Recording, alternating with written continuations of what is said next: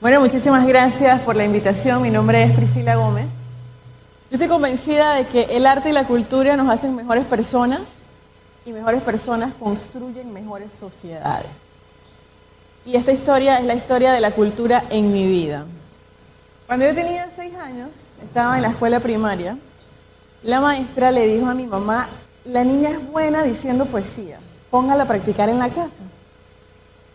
Yo no sabía nada. Mi mamá me ponía a practicar y yo practicaba y practicaba y practicaba. Y me aprendí muchísimas poesías de memoria. No solamente me la aprendí yo, se la aprendió mi mamá, mi papá, mi hermana, mi abuela y todo el que estaba en mi entorno. Entonces yo era de esas niñas que participaba en todas las actividades. El día de la maestra, el día de la bandera, el día del papá, de la mamá, del árbol, del medio ambiente. Allá iba Priscila y decía una poesía. Y era una cosa como, ay, qué bonito, la niña que va a decir la poesía, ay, qué bonito la dice. Obviamente no había técnica, no había muchas cosas, ¿no? Pero había las ganas, había el entusiasmo y bueno, así crecí, así pasé todo lo que fue mi vida de estudiante, diciendo poesías. Definitivamente tuvo muchas ventajas, porque el hecho de que yo esté hoy frente a ustedes y que no me tiemblen las piernas y que no tenga ese miedo, es porque ya lo he hecho antes y daba lo mismo. Cuando uno es niño, no importa si te está escuchando 2 personas o si te están escuchando 500, porque a uno no le da pena eso. Entonces uno se atreve y uno conquista un público. Entonces ya cuando eres grande, cuando te entra el miedo, porque si entras, tú dices, oye, pues ya yo he hecho esto. Pero si lo vengo haciendo desde que estaba chiquitita, ¿por qué ahora no?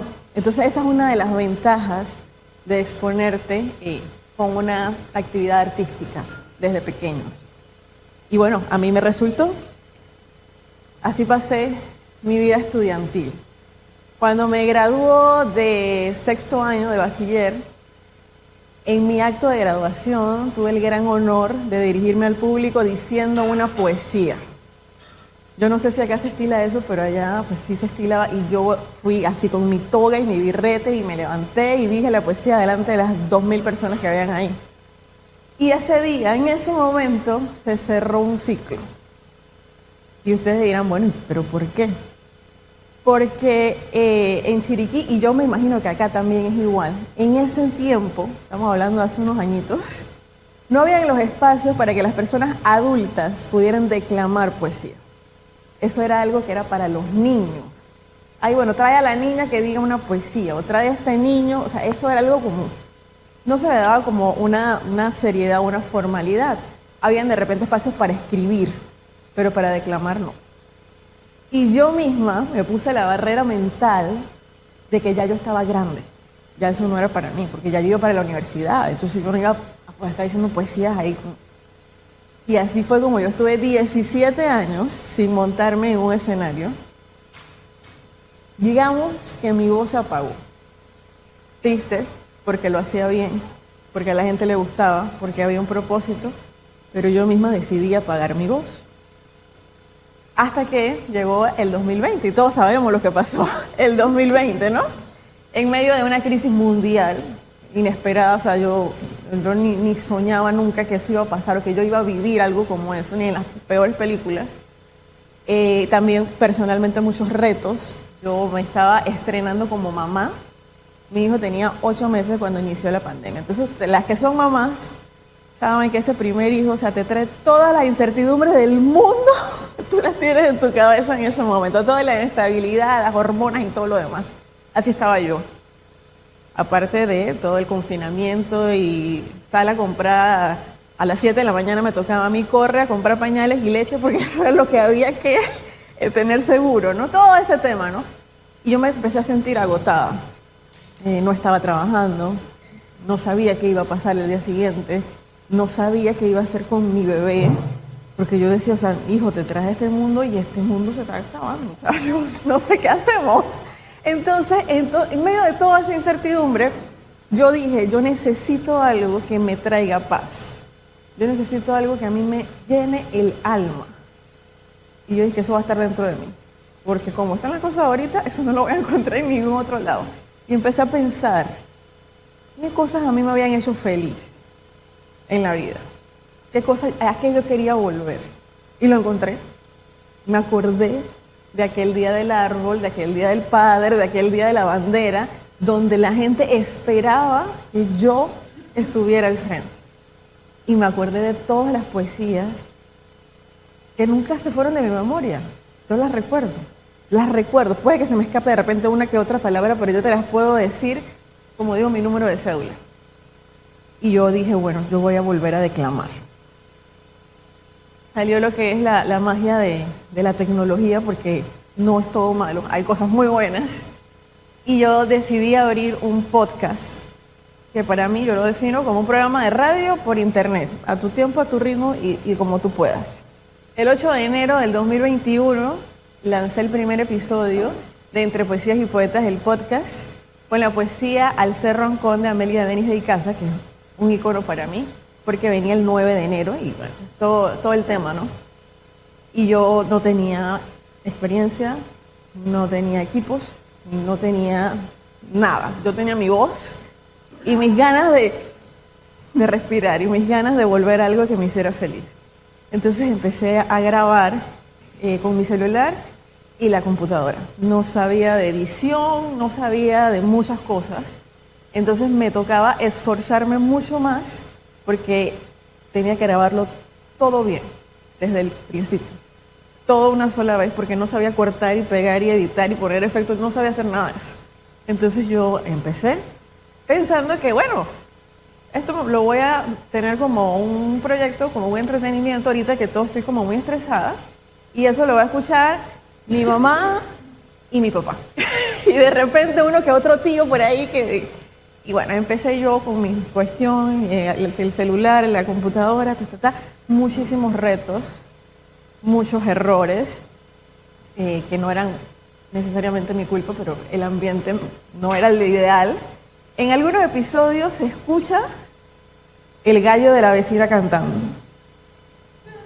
El gallo de la vecina cantando en medio de yo, mi inspiración, el gallo cantaba. En otros episodios se escucha a mi hijo, que en ese entonces tenía 18 meses. Y esa era mi mayor inspiración. Porque alguien me estaba viendo. Nadie más me veía.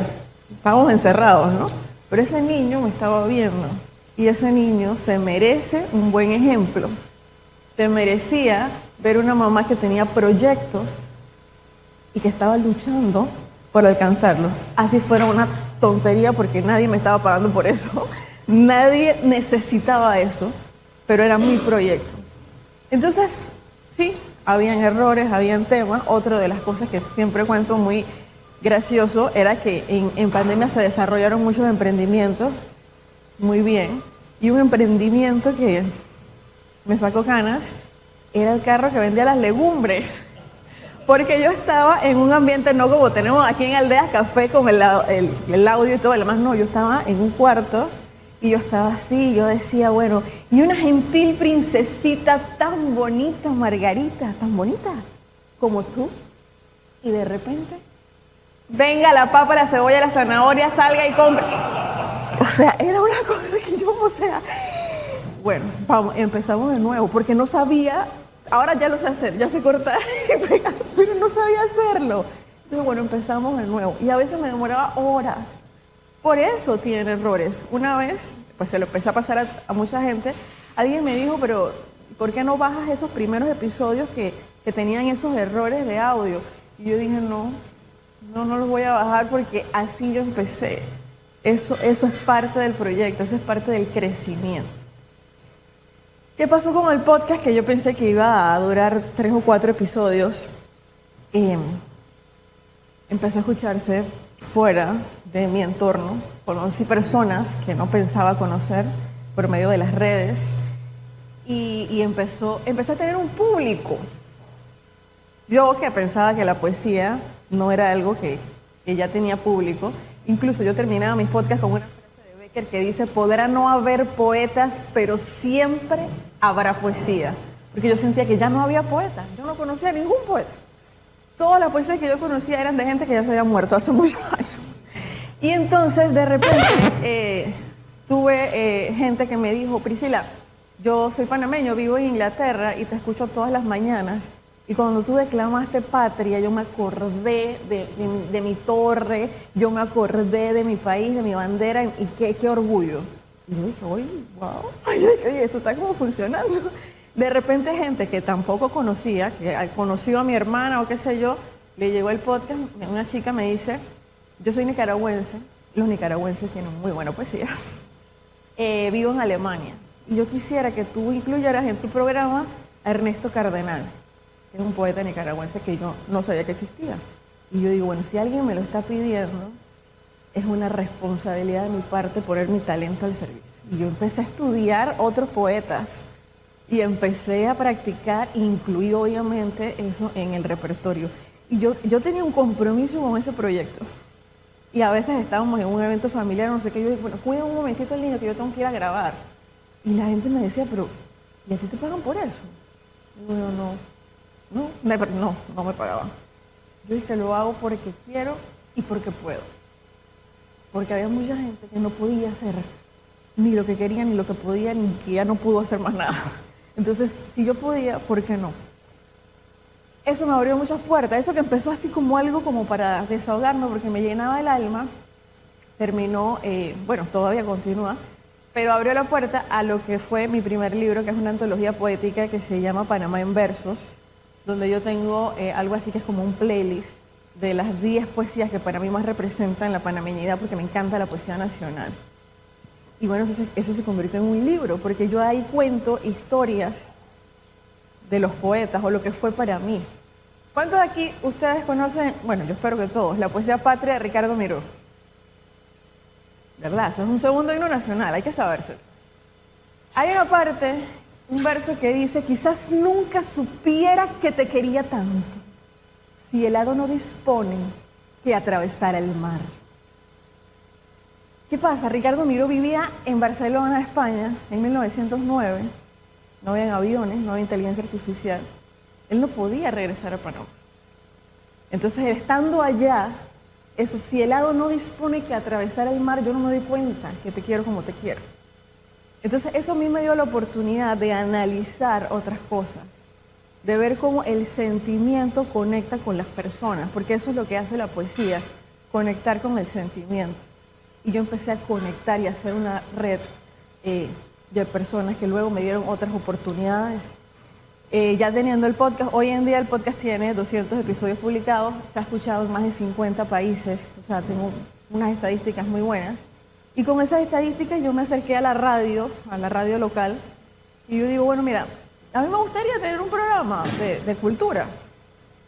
Y la gente en la radio como que, ok, ¿quién tú eres? ¿Tú qué haces? Y yo digo, bueno, mira, esto es lo que yo hago. Ya yo tenía con qué presentarme. Yo no tuve que decir mucho, dije, esto es lo que yo hago. Pues obviamente, gracias a Dios, los medios de comunicación están tomando conciencia y tienen responsabilidad cultural y me dieron el espacio.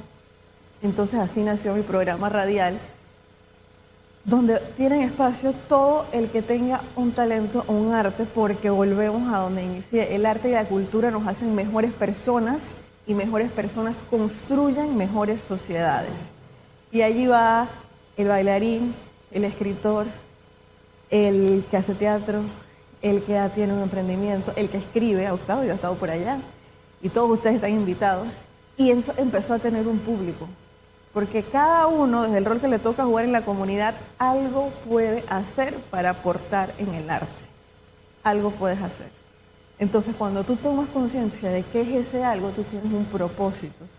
Y ahí no hay más nada que decir. O sea, la felicidad que te da eso, la felicidad que te llena el alma, cuando tú conectas con el público y cuando la gente te dice, mira, Priscila, yo nunca había escuchado poesía, eso a mí no me gustaba, pero esa que me mandaste hoy, mira que la necesitaba, porque justo pasé por esto, esto y esto. Se crearon muchas cosas, un segmento que se llama La Voz de los Poetas, donde colegas escritores que tienen la habilidad para escribir, pero no tienen la habilidad todavía para hablar en público o para declamar, me decían, ¿tú crees que me la puedas decir? Y yo, claro que sí. Y yo empecé a leerle los poemas a los demás. Y bueno, ahí se fue creando una sinergia, un ecosistema muy bonito. Esto me ha dado oportunidades de, bueno, ser maestra de ceremonia en muchos eventos culturales, justamente en la red que presentó la maestra Paola. Yo pues apoyo a la red de mi provincia, Chiriquí, y cuando se dé la oportunidad a la suya también, y a todos los que se puedan. Y entonces empecé también a tener esa sensibilidad por la música, por la pintura, que no es mi arte, yo no se me da bien, sin embargo lo aprecio tanto. Luego de esto, recientemente, este año, lancé entonces mi primer poemario que se llama Días de mi vida, que tuve la oportunidad de presentarlo aquí, en este mismo escenario. Días de mi vida fue un acto de valentía de mi parte. Porque cuando uno escucha y estudia tanta buena poesía, tú sientes que nada de lo que tú escribes es suficiente. Nada. O sea, yo cantidades de páginas que botaba, cantidades de cosas que guardé en la gaveta, así como el guión, porque yo sentía, esto está feo. Yo dije, esto no lo hago. Hasta que un día dejé de ser tan exigente conmigo misma y empecé, yo dije, bueno, me voy a atrever y voy a compartir. Como ya tenía un grupo, una comunidad que nos reuníamos regularmente, empecé a compartir y empecé a ver que conectaba con el sentimiento, que es el propósito de la poesía, conectar con el sentimiento. Y yo dije, bueno, vamos a lanzarlo y que sea el público el que diga si es bueno o malo. Que sea el público el que diga si lo quiero consumir o no. Y bueno, gracias a Dios, como dice también acá la compañera, no me hice millonaria, me costó, pero ese es mi libro. Y es hermoso, y para mí es el mejor libro que hay. Es hermoso porque es mío. Y vuelvo a lo que ya les dije antes, tengo ahora un niño que ahora tiene 6 años, que está viendo que su mamá se esfuerza. Que sí, que es difícil viajar, como dijo Juan Pablo, y decirle, mira, ahorita le hablé con él y le dije, tú te acuestas a dormir y mañana temprano cuando tú te levantas tu mamá va a estar ahí. No es fácil, porque ella reclama. Pero él me dice, mamá, ¿cómo te fue en tu podcast? Mamá, yo también quiero hacer un podcast. Y él tiene sus propios audífonos y se pone sus audífonos y empieza a desarrollar sus temas. Y yo digo, qué responsabilidad cuando tienes a alguien que te está viendo. Y la responsabilidad conmigo misma es ser feliz, ponerme metas, alcanzarlas, para que él vea que yo no me rendí. Porque el día de mañana no quiero que él se rinda. Y bueno, todo esto es mi historia, la historia de la cultura en mi vida. Yo soy ingeniera en electrónica y telecomunicaciones, esa parte no se las conté. Y todo el mundo, o sea, con todas las letras. Y la cultura tocó mi vida para transformarla y ahora yo la utilizo pues como herramienta para transformar también. Gracias.